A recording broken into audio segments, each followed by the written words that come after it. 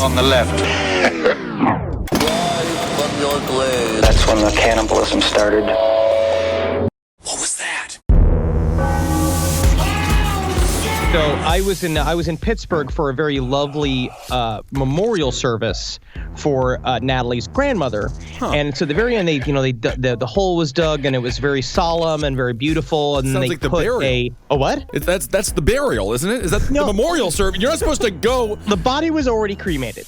All right, Okay. It was in an urn. So they put it in a gigantic concrete square, right? This thing with a lid on it, and it's everyone felt like, of course you say a couple words and then everybody leaves. Yeah. But Natalie wanted to do something really special and put a necklace of her grandmother's in with the urn in the concrete box. So she asked me if I would be down to go down into the grave, right? So Yeah, I saw that. Crawled into the grave and opened up the thing, and I didn't get hard.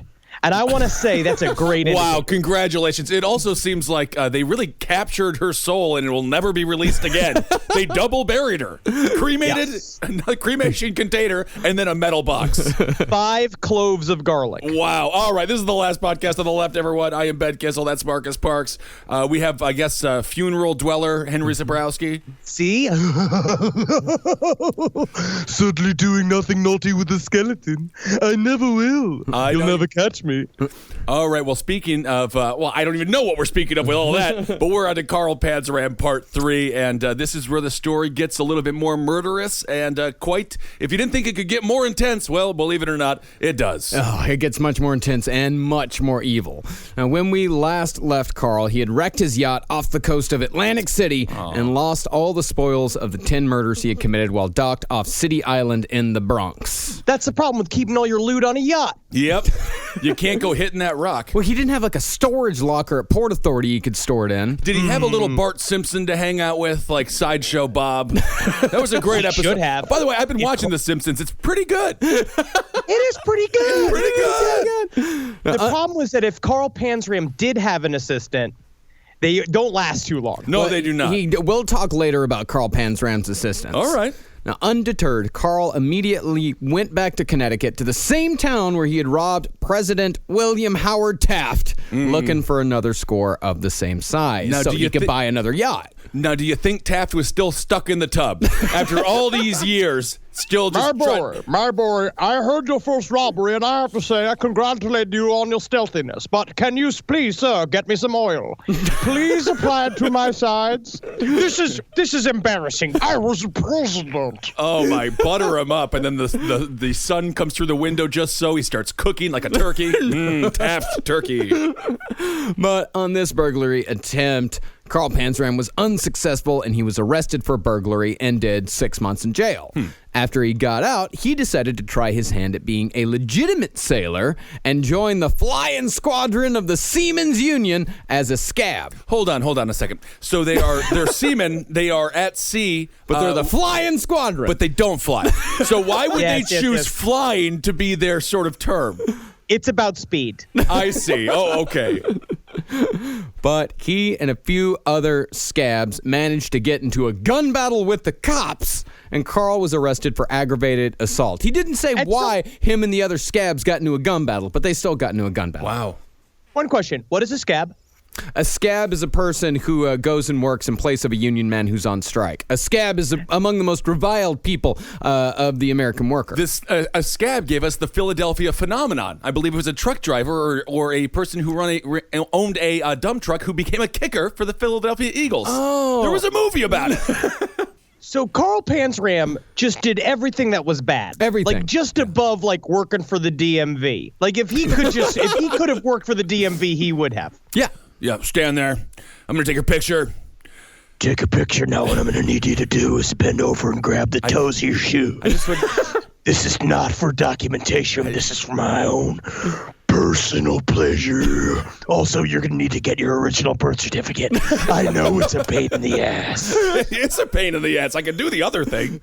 Now, once Carl was out on bail, he decided it was time to see the world, and he skipped out.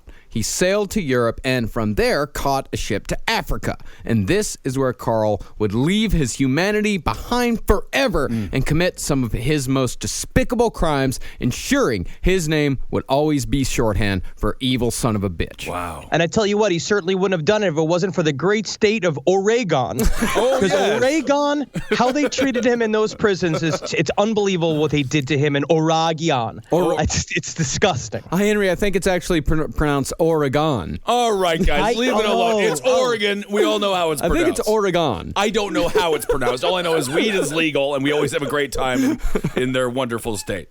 In Angola, Carl worked as a slave driver for the Sinclair Oil Company.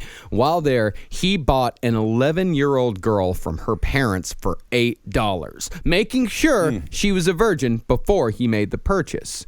He said he took her back to his shack on the first night and back to the family shack on the second, as he said she was not, in fact, a virgin. The parents exchanged that girl for their younger daughter, an 8-year-old. Carl said he took her back to his shack and thought that maybe she was a virgin, but it didn't look like it to him. Now, personally, I think this whole thing was Carl in the most evil way possible because he was still a little gun-shy from the Denver gonorrhea incident. I think he was trying to prove that he wasn't gay. I'll show you how gay I'm not. You give me that little girl over there because I'm just not gay, that's for certain. This is very disgusting, though, very disturbing. This behavior is absolutely awful, and this is the worst thing that he's done so far, other than, of course, the 10 murders. The 10 murders. But this is this is really ramping up here. But it seems like when he bought this girl, he proved the exact opposite. As he said, he took the 8-year-old girl back, quit looking for virgins, and started looking for a boy. The boy he chose was a table waiter back at the Sinclair oil camp. Carl said, I educated him into the art of sodomy as practiced by civilized people. But he was only a savage and didn't appreciate the benefits of civilization. I'm not sure if any of that's true. The kid told his boss, who fired Carl for the offense, but didn't go quite as far as to actually have Carl arrested, and Carl beat his boss half to death for his troubles. Carl went to the U.S. consul's office to try to get back to the States, but Sinclair had called ahead, and the consul refused to help. They said, you're never going back to America, at least not on our dime. You got to stay here because you are a monster. Well, why would they want him to stay there? You would think they would shoo him away, get him out. No, he had to stay there because they didn't want him in America. So well, just stay here in Angola. Do whatever you want here. Just don't do it in the United States. I see. God. Yeah. Now, while trying to figure out what to do next, Carl was sitting in a park next to the camp when a 12-year-old boy came along. Carl led him out to a gravel pit about a quarter mile from the camp, sodomized him, and bashed his head in with a rock. Carl said, His brains were coming out of his ears when I left him, and he will never be any deader. He is still there. And as an added bit of mayhem, Carl burned down one of the Sinclair oil rigs before he left camp, causing hundreds of thousands of dollars in damage, an incident which was well documented like many of Carl's crimes. So we know that actually happened. And that's the thing about many of Carl's crimes, and we'll be talking about this a lot more in the next few minutes, is that people went back, they looked, they checked out his claims, and a lot of times it checked out. Yeah, it seems too fantastic to be real. Fantastic in the sense that it's so unbelievable. Yeah, he's like an evil Paul Bunyan. Yeah, in a lot of ways. He's very similar to Paul Bunyan because Paul Bunyan only had that water buffalo, right? Wasn't it like Bessie? But it had a female's name. It was Babe the Blue Ox. Babe the Blue Ox. And there's a Paul Bunyan restaurant in Wisconsin. All you can eat pancakes. There's also a big Babe the Blue Ox outside of Fargo. Well, there you go. Fargo. Oh. But Babe could also be a man's name, like in Babe Ruth. So it keeps with the theme. Sort of. From that oil camp, Carl bought a ticket down to the coast to Libido Bay and hired a canoe with a crew of 6 locals to ostensibly go hunting for crocodiles on the river. But when the crew had their backs turned to Carl, he shot them one by one, reloaded, and shot them again in each of their heads to make sure they were dead. He He then threw the bodies overboard and let the crocodiles do the rest. It is. I gotta say, if you are an arsonist, blowing up an oil camp, that's the creme de la creme. Oh, that's what you want to do. Oh yeah, that's like trash can man level stuff. Yeah. Wow. Yeah, that's so much fun. You get to watch it all explode. Yeah, well, I think that's what he wanted to do, yeah. Now, when Carl wrote about all this in his autobiography, like I said, he gave very specific instructions on how to at least partly verify that these murders happened, but by the time his journals became public in the 1970s, it was too far in the past to truly look into these specific murders. But there was a picture in the Saturday Evening Post of a man in Angola driving workers the same way Carl said he had driven them, taken during the time that Carl said he was there, although the picture was taken too far away to make a positive ID. We got to start cutting open these alligators. Check them out. Always cut open an alligator. Yeah. Now, Carl traveled from Africa to Portugal, where he tried to get passage back to America from the U.S. consul there, but Carl's reputation was so horrible that word of him had traveled all the way to Portugal from Africa. And this was in the 20s. The only kind of news that traveled fast was bad news, and Carl was, without a doubt, bad news. And carrier pigeons. They do Man, that. he's like that bad to the bone guy. George Thorogood? George the musician? It's just like him, because I heard George Thorogood also had a real bad reputation. He did, and he liked to With drink being alone. good in bed. Because I don't know. think he had a micropenis. I'm pretty possible. certain he had a micropenis. We don't know. We can't spread rumors like that. No, we can't spread rumors about George Thorogood. We know the lead singer from Foghat has a micropenis. But that's because he has Eileen a Warnos micropenis. told us. Because we trust the word of a serial killer on that. So when the U.S. consul refused to give Carl passage, Carl stowed away in an English ship and eventually made his way back to New York in early summer 1922. Yeah, hometown boy, nice to have him back in town. Hey, get yourself soft pretzel, forget about it. What you doing to that kid? Yeah, is that what that song, The Boys Are Back in Town, is all about? Carl Panzram coming home? Technically, if that was about Carl Panzram, it'd be called The Boys Are Running Away from Yeah, Town. that'd be very true. By July, Carl had murdered another boy, this time in Salem, Massachusetts. He was a 12-year-old named Henry McMahon. So Carl beat that boy to death with a rock after sodomizing him. And Carl said he left the boy there with his brains coming out of his ears. And while Panzram would never go on trial for this murder, when he confessed to it years later, cops in Salem said that the details Carl gave matched up with the facts they had on hand, and locals fingered Carl as the guy they had last seen the boy with. I don't think we They should use... not be fingering. Yeah, Carl. I was gonna. Why would we say fingered? It's an old. I know, but it's like a 1920 like fingering. They fingered me. I know, but in this case, Carl's like, "But will you? Will you actually do it?" If you finger Carl, good luck getting the finger back. Yeah, no kidding. Talk about a trap. Now, after the murder, Carl, acting as a yegg, picked up a boy named George. Now, with George in tow, Carl shot and killed a man who had tried to steal a yacht that Carl had just stolen in Rhode Island using a gun that Carl had stolen from the New Haven police commissioner's yacht. Damn. Yeah, so you much love yacht yachts. time. So much yacht stuff happening. Well, he loves yachts and he loves killing people with guns that he's stolen from authority figures. He just gets off on it just that much more. That like little bit of extra fuck you to society. Now, after the murder, George decided that he'd had just about enough of a life of crime, and Carl let him go back home. And when George got back, he told police all about Carl's activities, and they caught up with Carl in Nyack, New York, and arrested him for sodomy, burglary, and robbery.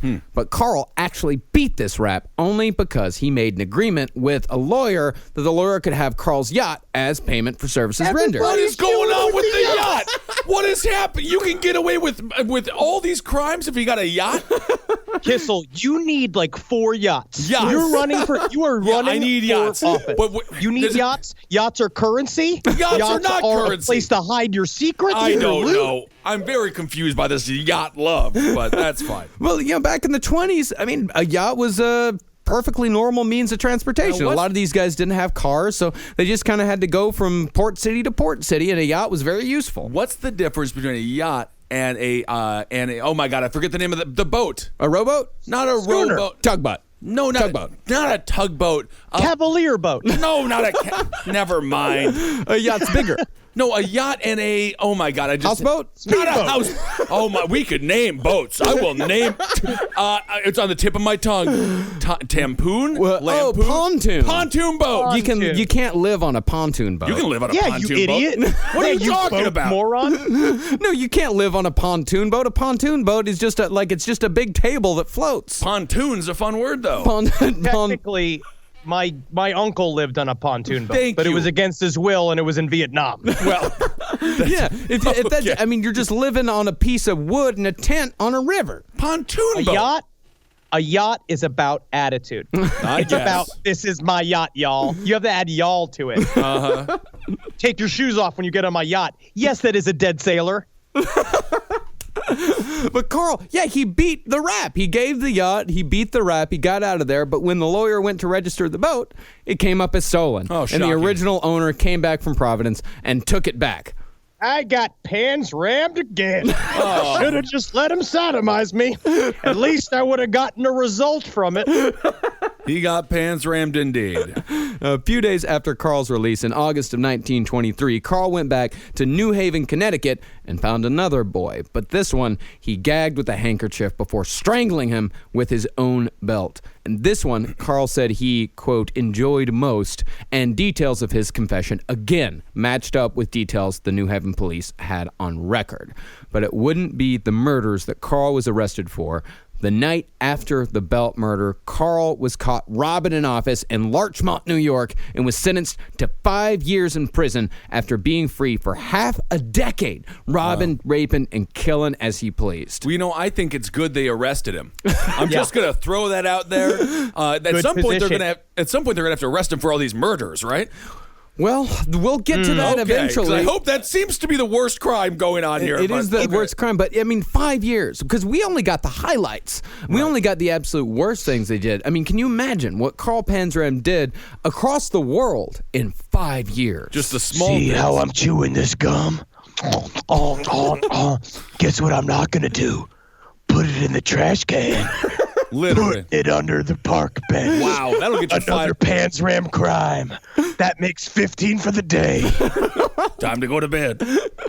Carl was sent to Clinton Prison, a.k.a. Dannemora, located in upstate New York. And Dannemora was often called the Siberia of America, essentially the precursor to Alcatraz. It was Alcatraz before there was Alcatraz. That's only because Cleveland voted to no longer be called the Siberia of America. So that's not a good thing, huh? Oh, Siberia is a terrible place. Sabretooth is from there.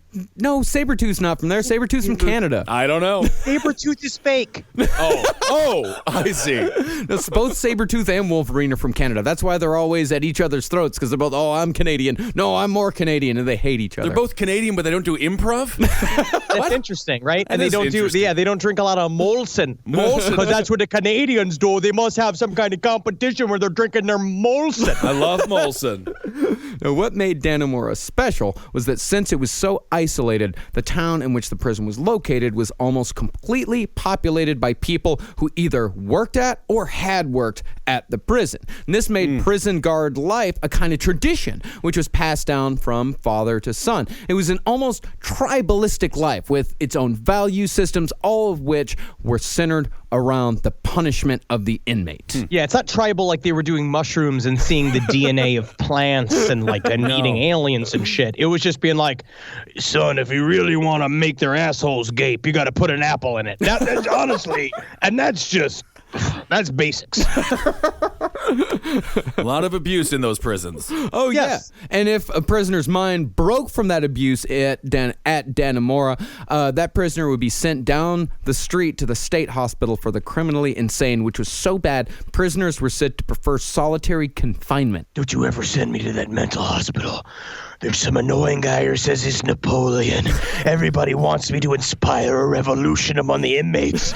I say, this is not One Flew Over the Cuckoo's Nest, okay?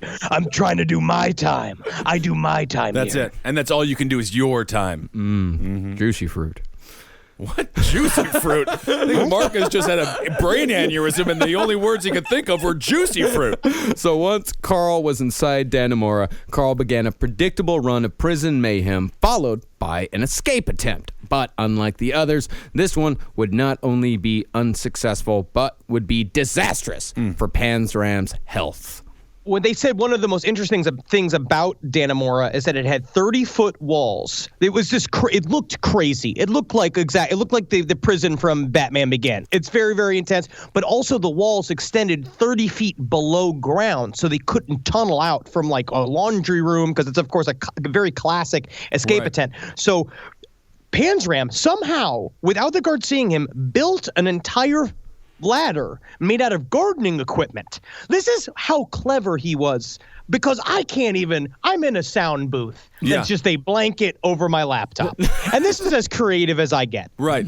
It does seem strange they allowed him to have gardening equipment in his room. Not a lot of grass. And you would wonder if he needs it. No, he was out in the yard. He was out in the yard. Okay. Yeah. This all happened out in the yard. Okay. And that's what these guys do. Don't mind me. I can't whistle. Certainly not building a ladder. Hey, that's for goddamn sure. Carl, you building a ladder, Carl? Yeah. Yeah. Hey, I think you dropped a quarter. Oh, did I? So Carl tried scaling the wall using his homemade ladder, but of course it broke, and Carl fell 30 feet down to a concrete slab, breaking both his ankles, both his legs, fracturing his spine, and, in his words, rupturing himself. Not good. I honestly think, does rupturing yourself, in my mind, its asshole fell out of his butt, right? No, I don't. You mean that's a prolapse? I think maybe his lungs or something got punctured. I think it's like a hernia type of thing. Ooh, It seems like it's a nut and butt centered injury. Yeah, I mean it could. Are you the most medical thing you've ever said? Thank you. Well, Carl stayed for only 5 days in the prison hospital until he was thrown back into his cell without his bones being set and without his legs put into casts. He was left in that cell for 8 months without the care of a doctor, which of course crippled him forever. Sure. And it completely rehabilitated him too, right? He said, I'm sorry, and he was really he was very repentant, and he understood the nature of his crimes, right? No, I don't think so. I'm going to say, though, it is good that he's a little bit weaker. It seems like he didn't really do anything good when he was at full strength. So we'll see what exactly that did to him. Yeah, we're going to find out about that. I have a whole theory about this time period.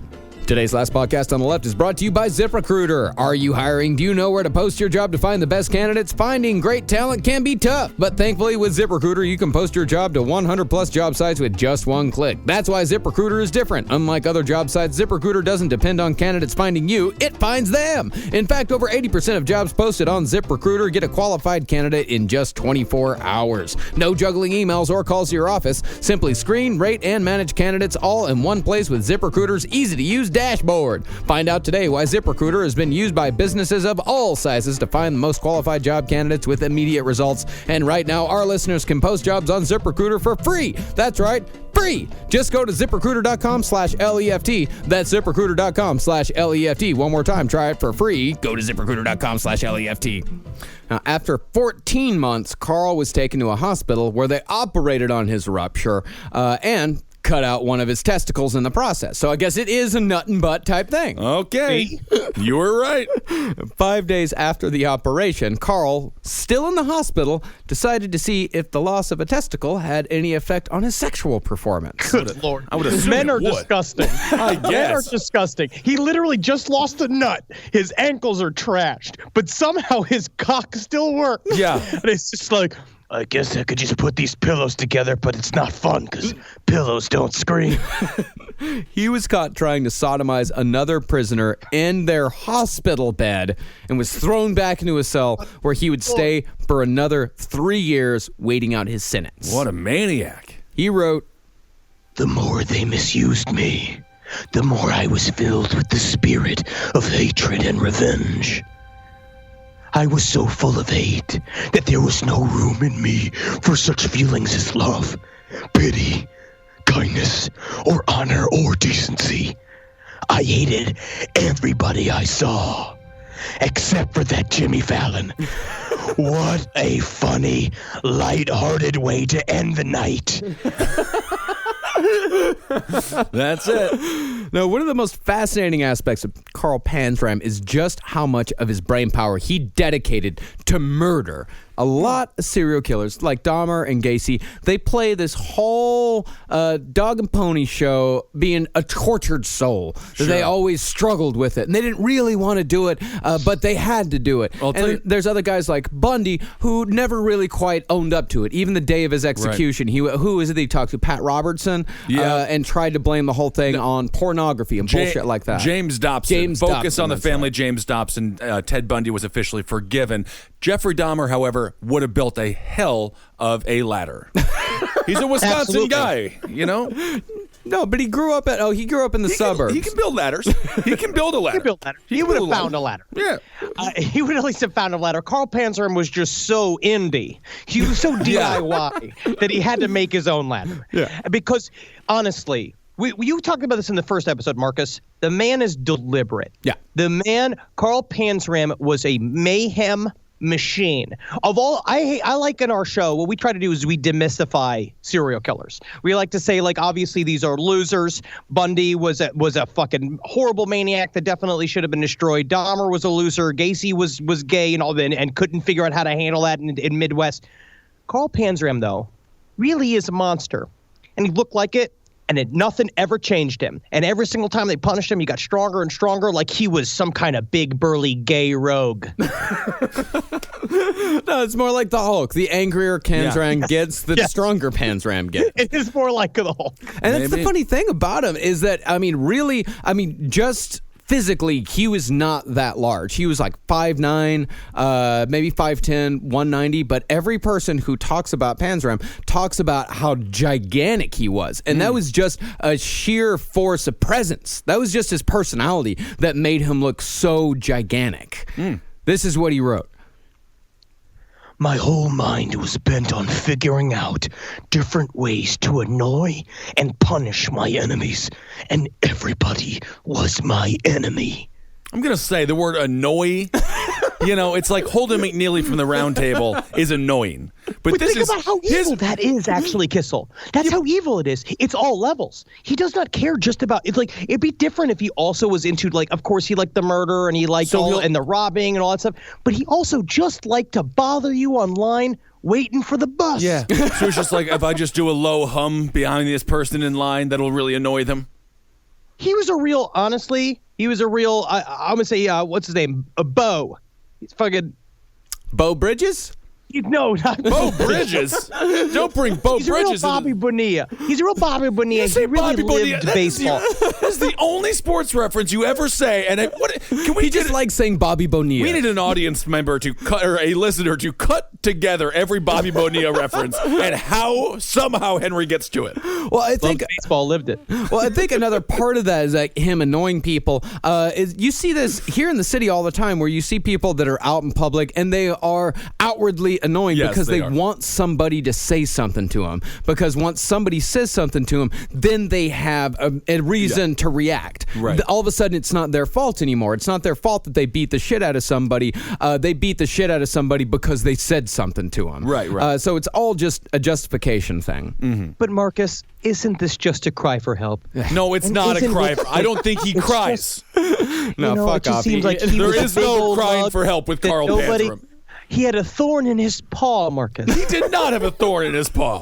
He had a chance for redemption, and he had many chances for redemption, and he absolutely blew it. If only he would have just stayed the flag boy in Oregon, then he would have been fantastic. What a great flag boy he would have been. An Oregon flag boy is what it would have been perfect for him. Just big and burly, waving that flag, and then he could have had all the sex with men that he wanted because the flags. Who doesn't love a good flag?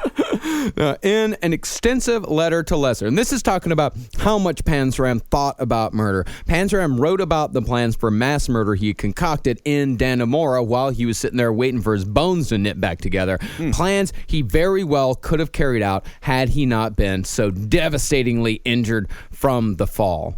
Now remember this. This is 8 months of solitary. They put him in alone. His legs do not work. His spine is all fucked up. He's laying in a cot, staring at the ceiling, thinking of terrorist acts. Yeah. That's nuts. This man is very patient. A lot of time to think. Not a lot of options either. No. Now, the first plan started with a few robberies to gather up money for dynamite, formaldehyde, and a few hundred pounds of sulfur. Carl would then go to a railroad tunnel between Myersdale, Pennsylvania, and Cumberland, Maryland, a location he had already picked out. He had it in mind.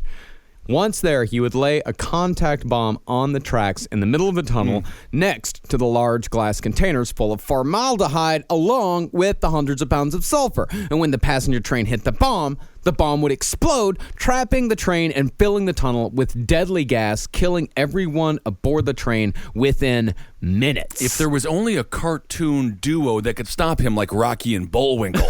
Maybe. This does seem like a very strange, it's like an old-timey sort of terrorism, I suppose, in a way. Carl would wait outside the tunnel and shoot anyone who would come out, and when he was sure everyone was dead, Carl would put on a gas mask and loot the corpses, going from train car to train car. And to ensure he'd have enough time, he'd also blow the bridge behind him that the train had just gone over. And if Carl carried this out, the body count would have been in the hundreds. But with the loot Carl would gain from the robbery, he planned to invest all of it in the stock market and maximize profits by starting a war between England and the United States. Thank God. I thought you were going to say he was going to buy a yacht. Finally, my lucky yacht, my 9th yacht. The 9th That's yacht. what I need. That's the luckiest one. First, as far as this is how he planned to start a war between England and America. He had actually a very reasonable plan. Sure. First, he would wait until diplomatic relations were strained, which they actually were between England and the United States in 1927. And Carl would wait until a British ship was anchored in the Hudson River in New York City. Then, dressed in a U.S. Navy uniform, Carl would affix a Navy flag to a couple of small boats, load them up with TNT, and anchor them next to the British ship. He would then light 15-minute fuses on all the TNT and conspicuously paddle away in a third boat, hoping that someone would see him in his U.S. Navy uniform.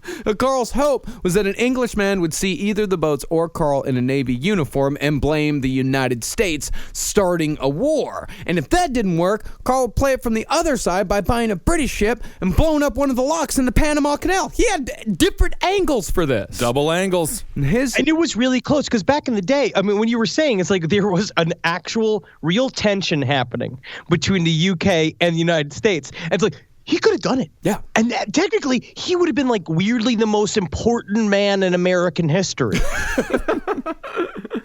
Carl's other plan was on a much smaller scale. This one involved half a dozen hogs and a barrel of arsenic. Carl said he would starve the hogs and present them with a mash of flour and water with the poison mixed in. This is what he wrote. They would all dive into it and fill themselves full. And in an hour or two, the poison would begin to work through their systems. Then I was going to hang them all up by their hind legs with a wash tub under them to get the slimy poison and froth and drain out of them into the wash tubs. That I would strain and dry out.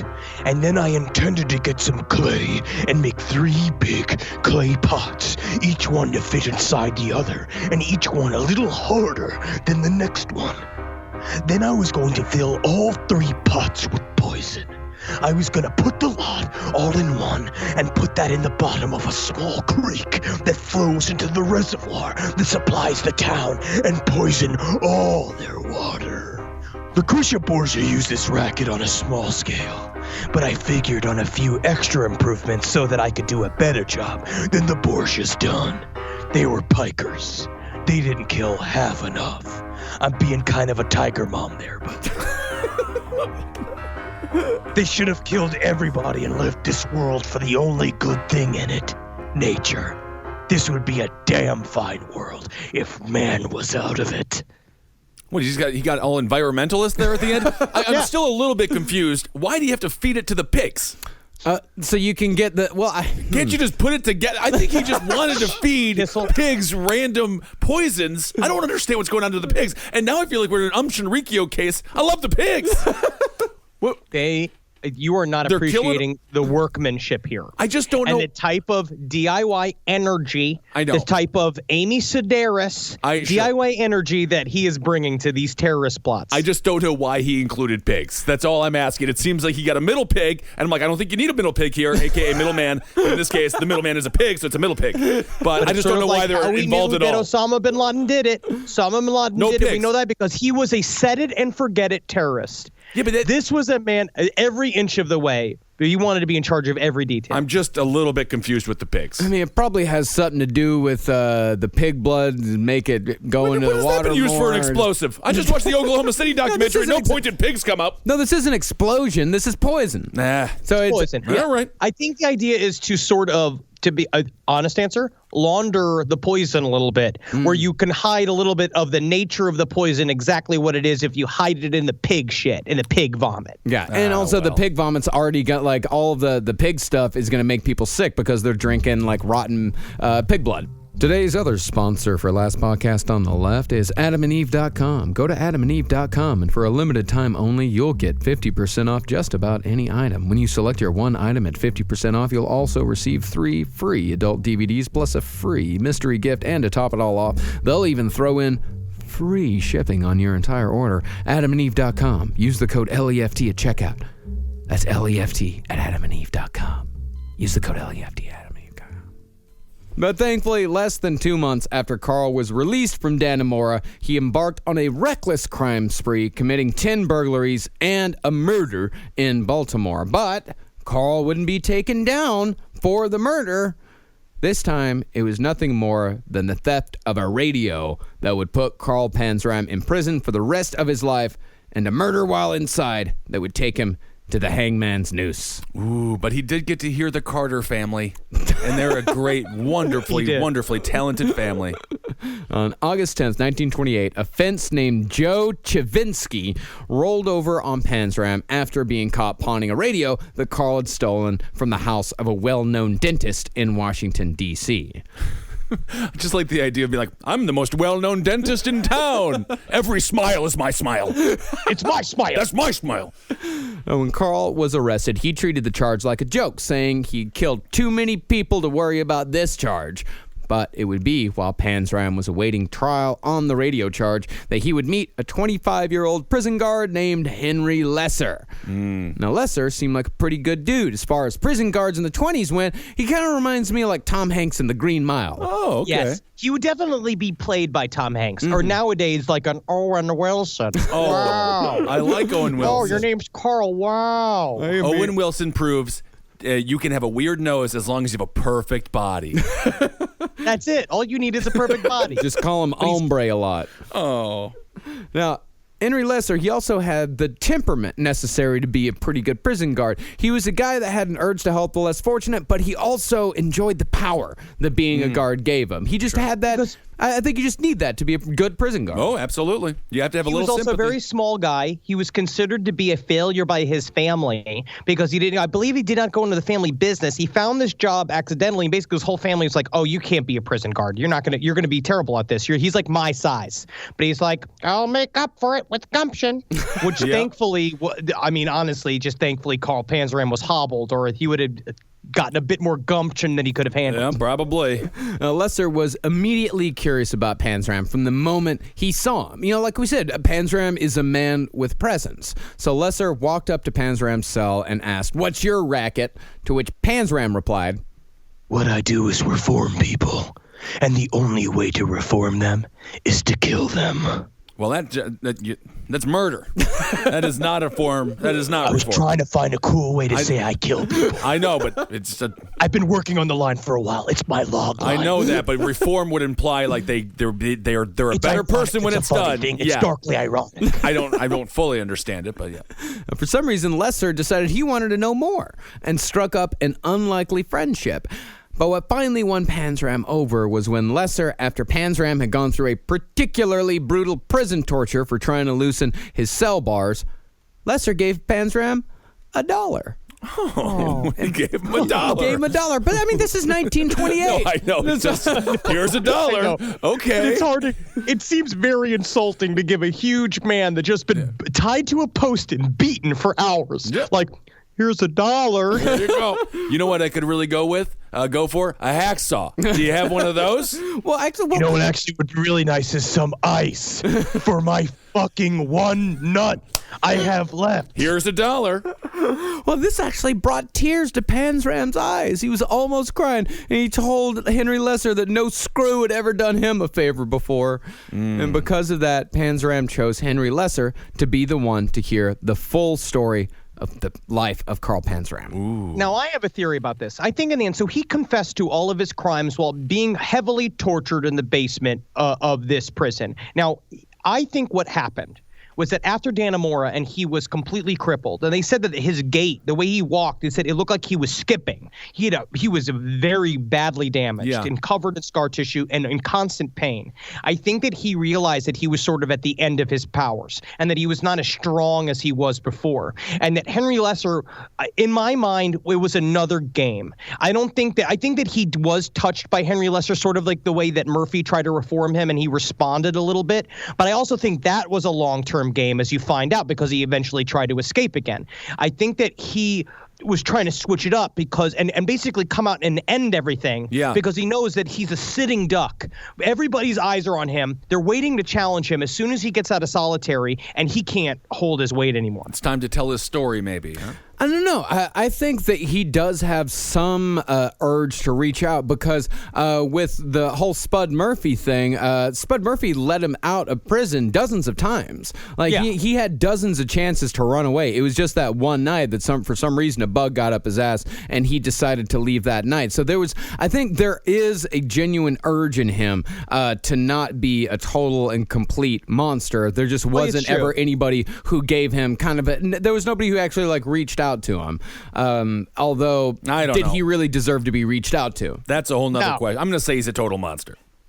But Henry Lesser also had his fucking agenda too, because he said that he was doing all of this from a criminology aspect. He was really interested in the minds of serial killers, and so this was great for him. Henry Lesser was like a version of us in the past, where he basically sat on a gold mine being like, I'm going to find out directly from a psychopath's mouths what a psychopath thinks. Yeah. It's interesting. So whenever Lesser could, he would smuggle a pen and paper into Panzram's cell, and Panzram would fill each paper, carefully numbering each page before leaving them between his cell bars for Henry to find the next morning. And these pages are where we get the vast majority of our information about Panzram, or at least what gave writers and researchers a roadmap to find out more.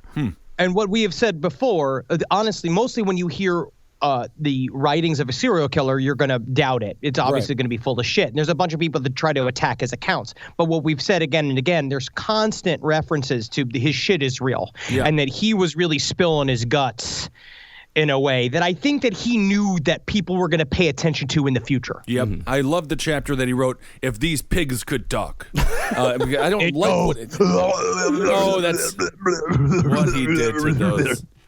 Pigs are smarter than dogs. Yeah, we know, Ben. All right. We have to eliminate them before they evolve. Well, that is true. They are attacking your home state of Texas right now.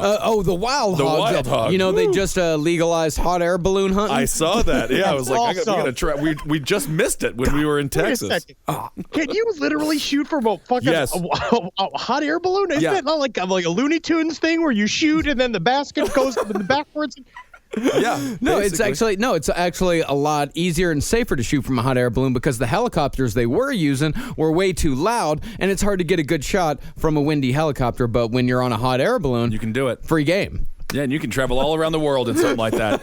It's real nice. I could just walk around plains of Texas and get all the free hog meat that I want. Oh, you don't want to eat that. You don't want to eat that gamey shit. We used to kill those wild hogs, and then someone would serve them up at parties, and everyone would just grab big hunks of meat with their bare hands. That sounds fantastic. Well, now, Marcus, you just sold it. I thought it was stringier than that. Anyway. Oh, it's extremely stringy. I mean, it's awful shit, but, it's good. I'll try anything once. Now, while all this was going on between Lesser and Panzram was starting to gain some attention. During one of his torture sessions, Carl had confessed to the murders of the three boys in Philadelphia, New Haven, and Salem, and like we said, the details were all checking out. So when Carl went on trial for the radio theft, a crowd was gathered, and Panzram took the opportunity to say a few words for himself in open court. Now, the way these words are formulated, you're going to say that he understood the gravity of having everybody's attention. And he was trying to cement his place in history. Yeah. You people got me here charged with housebreaking and larceny. I am guilty. I broke in and I stole. What I didn't steal, I smashed. If the owner had come in, I would have knocked his brains out. There's something else you ought to know. While you were trying me here, I was trying all of you too. I found you guilty. Some of you I've executed. If I live, I'll execute some more of you. I hate the whole human race. You think I'm playing crazy, don't you? I'm not. I know right from wrong. No delusions. I don't hear anything you don't hear. My conscience doesn't bother me. I have no conscience. I believe the whole human race should be exterminated. I'll do my best to do it every chance I get. Now I've done my duty. You do yours. I am the Batman. You get the feeling his defense attorney is just like, stop, cut it out. Oh my goodness. Hey, don't. Carl. That's going to make the case more difficult. And for that little speech, Carl Panzram was sentenced to 25 years at the federal penitentiary in Leavenworth, Kansas, the same prison he had served time in after the Army when he was a teenager. After the verdict was read, Lesser went to Carl's cell to do a routine bar check on the windows, as Carl had gained a reputation for using his immense strength to loosen the bars. Lesser walked in and turned his back on Carl while he was doing the inspection. Carl walked up behind him and said, You're brave, but don't ever do that again. Turning your back on me like that. And Lesser replied by saying that there was nothing brave about it because he and Carl were buddies. But Carl said, Yes, you are the one man in the world I don't want to kill. But I'm so erratic, I'm liable to do anything.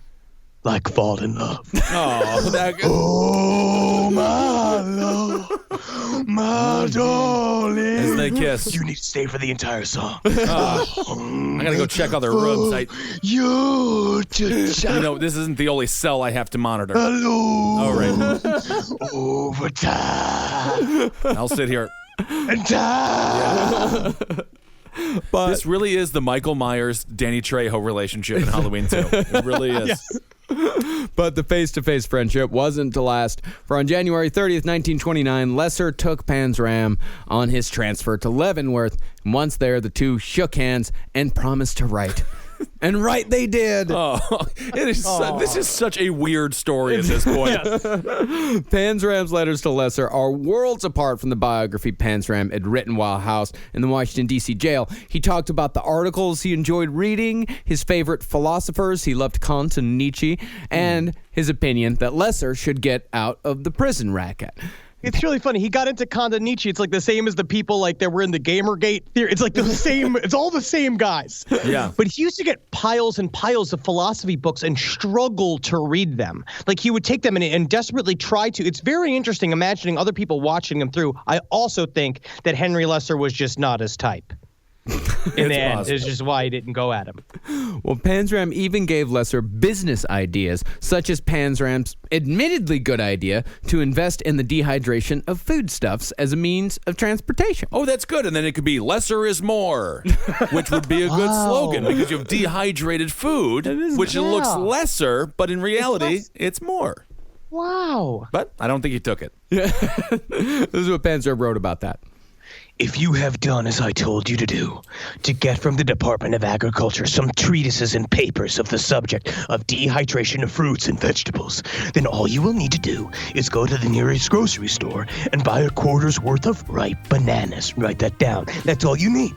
Dehydrate them until they're thoroughly dry, and then you grind the result into a fine flour. It's nice. Bam, kick it up a notch. Then you eat it. You will find it is very good. I have done this myself, and I know. Did you ever eat oatmeal with chopped up bananas in it? That's something pretty good to eat, but it's also much better when it's as fixed up as suggested by Carl Panzram, 31614, taking it to Flavortown. I know, he's like the Guy Fieri of prisoners, but he can't roll out anywhere, and that's really sad. Although it would be funny if he was, I'm rolling out, but he's on a yacht. And when Lesser wouldn't write back soon enough for Panzram's liking, Carl would play the part almost that of a wounded lover. Oh. I received your last letter July 29th. This is my third letter since then. What's the matter? Don't you get all of my letters, or don't you care to answer them? If you don't want to write to me, just say so, and I'll not bother anymore. I saw what you did. You left me on red. I see the 3 dots. What are you trying to say? I just say what you want to say. Let the words fall out. Honestly, I want to see you be brave. Carl, I just don't think it's working out with us. You're imprisoned. And You just don't like all the rest, aren't you? Carl, you're just a serial killer, and I have a life to live. I met a woman. I am a man with needs. I am a man saying yes to his sexuality.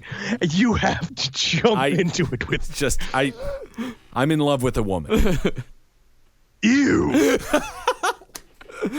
But it wasn't all bananas and bitching for Carl Panzram at Leavenworth. On Carl's first day, when he was taken in for processing, he told the officer in charge, I'll kill the first man who bothers me. And 6 months later, Panzram would make good on the killing threat. Upon arrival at Leavenworth, Carl was assigned duty in the laundry room, which was overseen by a hard-ass KKK leader named Robert Warnke, whom Panzram absolutely despised. Why? Hey, if nothing sticks to Teflon, how do you get Teflon on there? Airport?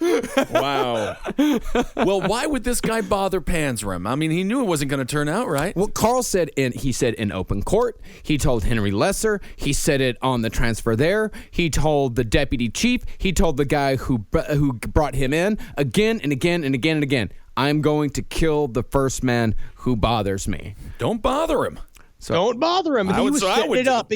He was setting it up because the actual relationship in jail is someone is going to bother you. Of course. It is going to happen. At some point, somebody's going to cross you. So he was just telling everybody, I'm going to do it. And you're all – because at this point also, I think that there was a gigantic – you're going to see the sentiment in jail was that he was full of shit. Mm-hmm. That the people thought that his stories were full of shit, that he was just some kind of like guy who's like trying to get attention in jail because he was getting a bunch of extra attention because he was basically getting hauled in to do all these different confessions and all the shit. Mm-hmm. So he's got to put his money where his mouth is. Yeah. Well, there was really just one guy who thought he was full of shit, and that was like one guy that was in solitary confinement with him. All the rest of the guys were absolutely terrified of him, even after he was crippled.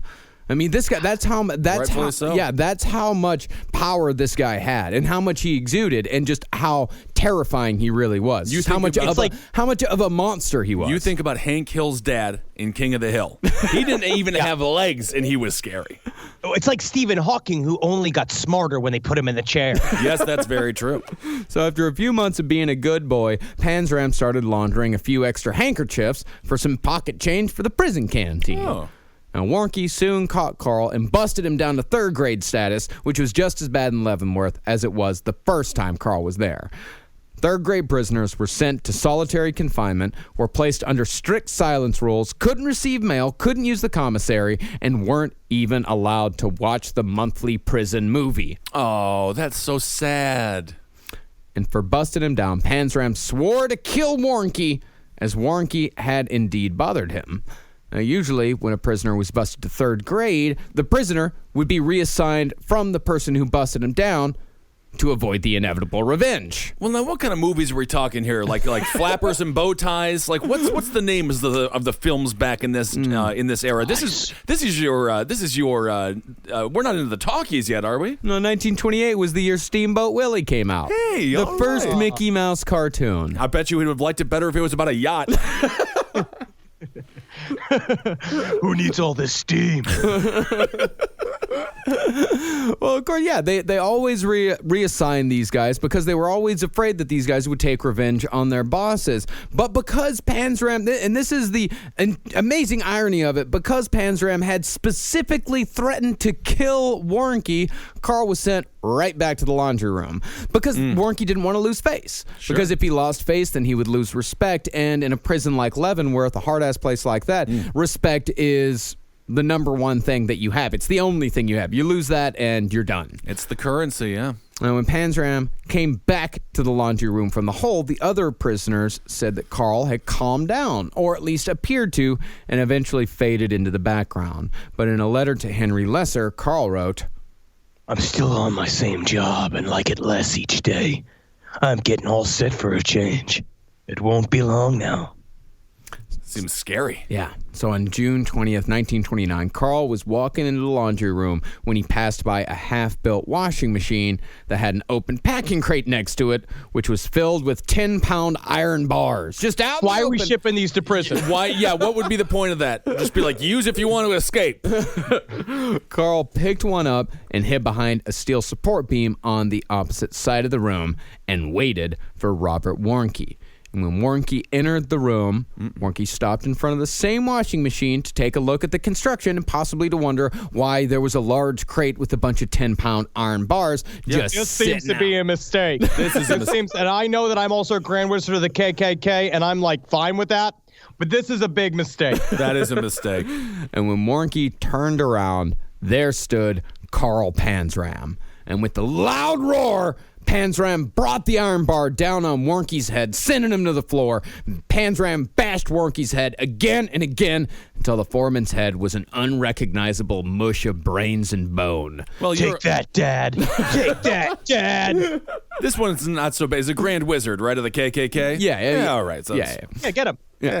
Panzram then turned his rage towards the other men already at work, and he started swinging the bar at them, but as Carl wasn't as spry as he once was due to the fall, he missed again and again. And Panzram then limped out of the laundry and into the office of the deputy warden to take his revenge on that guy for denying Carl's work transfer. And while he was doing that, he walked right past a guard who noticed Carl, but didn't really think anything of it. Well, you just don't want, you don't want to get killed by Carl Panzram. I would have definitely turned the other cheek. So You know the- covered in blood with a 10-pound iron bar and be like, hey, Carl, need anything? Hey, buddy, need a water or something? But lucky for the deputy warden, that guy was in another wing having a conversation with guard captain Fred Bulldorm Shirty Morrison. And Panzram did not have his revenge. Panzram moved on to the adjoining clerk's room and started swinging the bar again, but he didn't hit anybody that time either. And he also chased a trustee to the dining room, but never managed to catch him due again to the limp.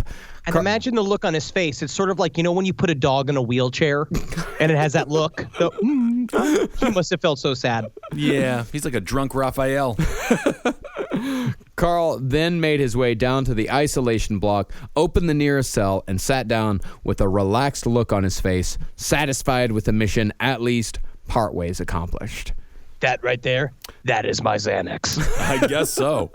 So on December 5th, Carl Panzram was indicted for first-degree murder, which sat just fine with him because Carl, at this point, he wanted to die. Finally, he's getting charged with murder. Is this the first time? This is the first time. Good Lord. Well, he was indicted for murder when he started confessing to those murders of those boys in Philadelphia, Right. New Haven, and Salem. They started indicting him Okay. for those murders. But this was the one that he had done out in the open in front of dozens of witnesses, Right. and had tried to kill dozens of others. He was going to kill as many as he possibly could because that was his main goal, was to die.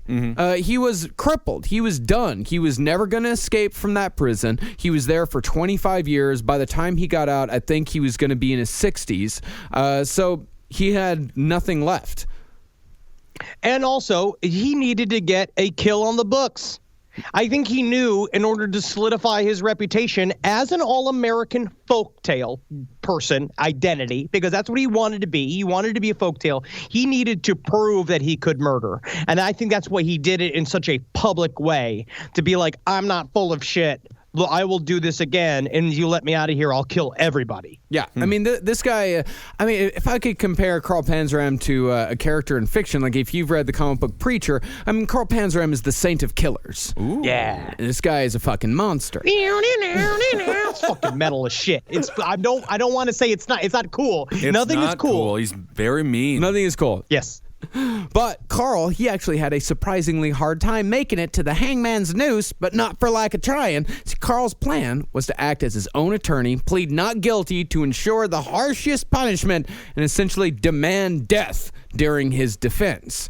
But the feds refused Carl's request to act as his own attorney, and the lawyer they did assign him wanted to plead insanity. That was the only way he could find out of it. And Carl's smart-ass ways seemed to only confirm the whole insanity defense. Like when he wrote his last will and testament, he left his corpse to a dog catcher in East Grand Forks, Minnesota, and bequeathed to mankind an unspecified curse. Ooh. That's awesome. It's just everything that he was doing, because people were like, oh, if he wants to die, he must be crazy. I love an unspecified curse. Just that he was like, Yeah. I bequeath to mankind a curse. Look at that.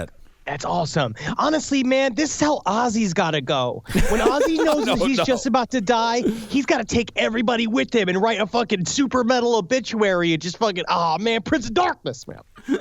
And then Carl's trial was delayed even further due to a riot at Leavenworth, in which prisoners came up with a bizarre plan in which they would strip naked, blacken their faces and bodies for camouflage, capture the warden, kill him, cut up his body, and fry it into steaks. Well, that would have been a great defense against Predator.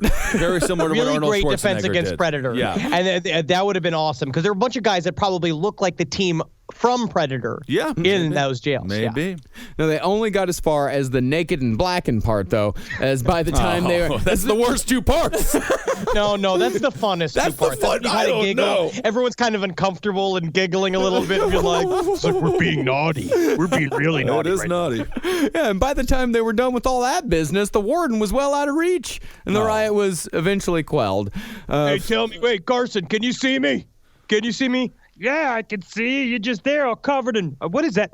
Oh, man, did you cover yourself in shit? Oh, that's horrible. Yeah, it was the only black thing I could find. I haven't been eating well. They say that my black shit means that I'm bleeding internally, but, Yeah. c'est la vie. All right.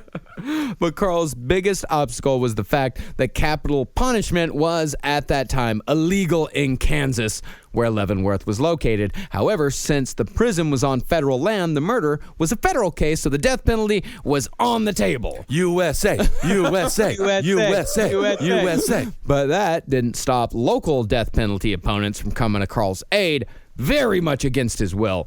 When Carl found out that advocates were trying to get his death sentence overturned, Carl wrote them an extensive point-by-point letter on why he should be allowed to die and why they should leave the whole business alone.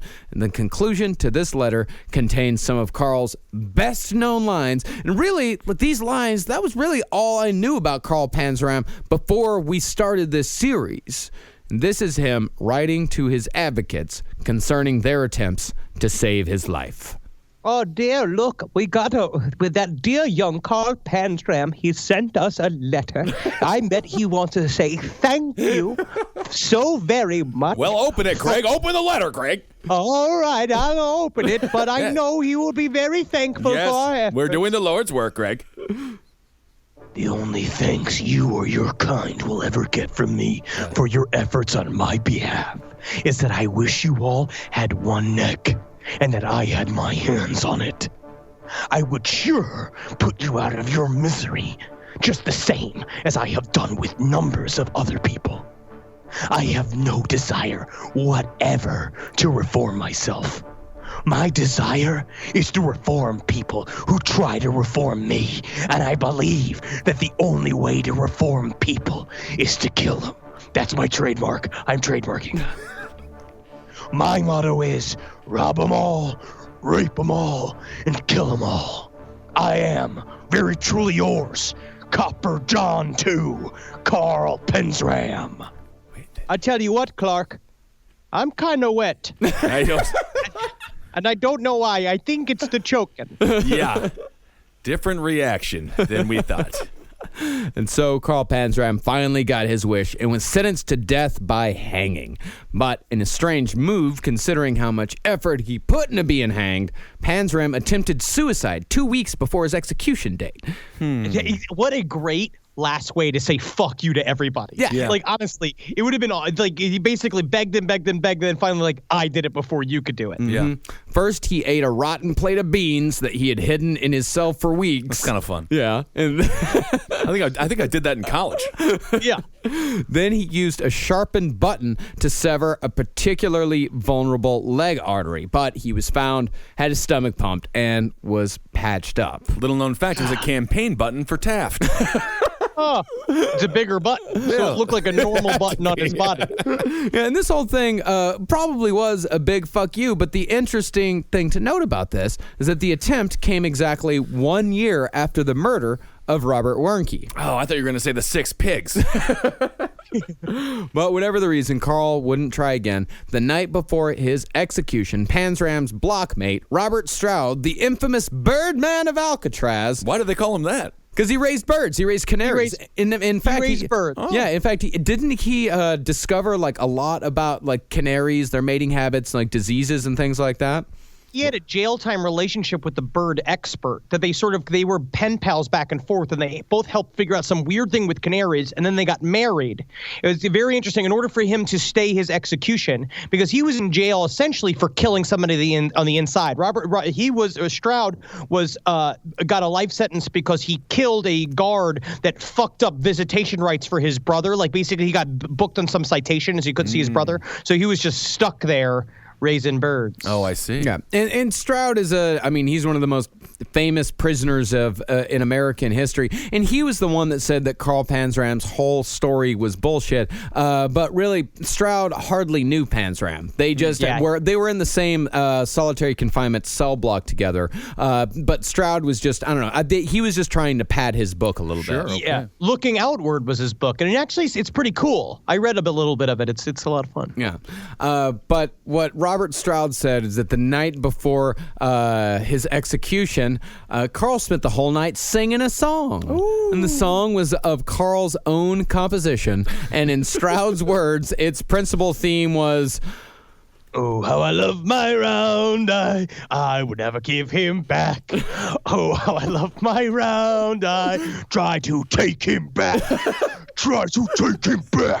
Try to take him back." Wow. Kind of a System of a Down flair.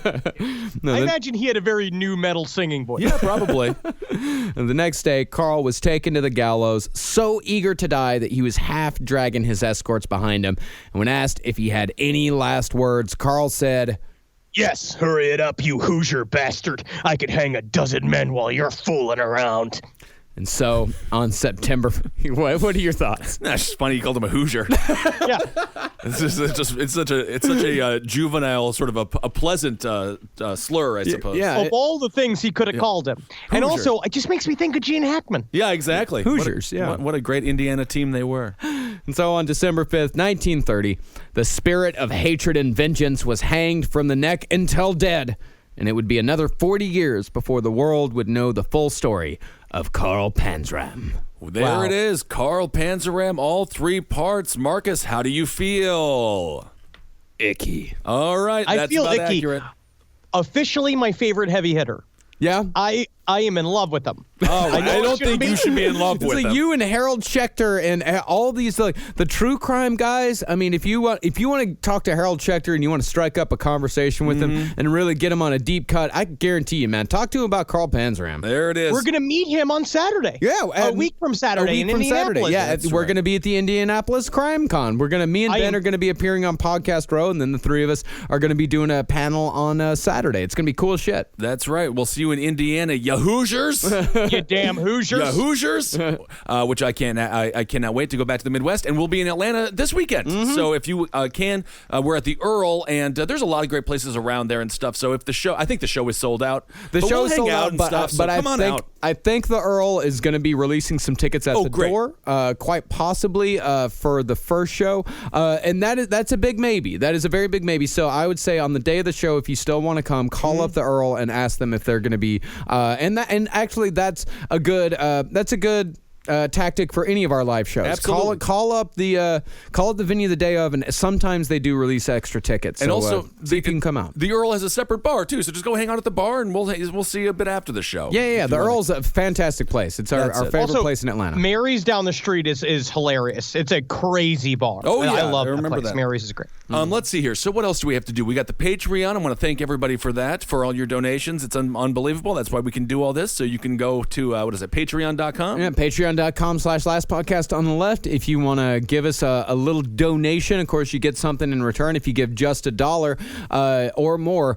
you get pre-sales for all of our upcoming live shows. We're about to announce a hell of a whole lot of them here in the coming weeks. And don't forget that we're going to be coming to Milwaukee in I think it's July 14th or July 16th, but I think it's July 14th. We'll go to cavecomedyradio.com/live to get tickets for that. That'll be very Milwaukee. That's how it's pronounced. Is Milwaukee. Which means the good land. It is the good land. That's where I went to college. It's a wonderful place. I can't wait to go back home.